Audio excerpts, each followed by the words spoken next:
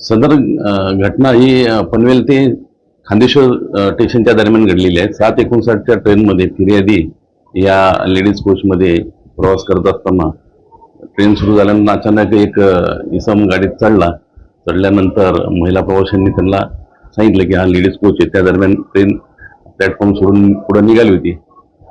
सदर माथे फिरवला त्याचा राग आल्याने त्यांनी त्याला फिर्यादीला खाली ढकलून दिले ट्रॅकमध्ये।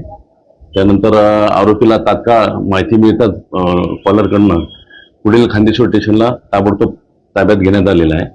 त्या दरम्यान फिर्यादी यांना औषधोपचार देऊन फिर्यादी पोलीस स्टेशनला हजर होताच त्यांची गंभीर स्वरूपाची तक्रार आपण घेतलेली आहे। खुनाचा प्रयत्न आणि रेल्वेमध्ये महिला कोचमध्ये अवैधरित्या प्रवास करणे आणि विदाऊट तिकीट प्रवास करणे अशा प्रमाणे गुन्हा दाखल आहे। सदर आरोपीस 3 दिवस पोलीस कस्टडी मिळाली आहे। तपास सुरू आहे।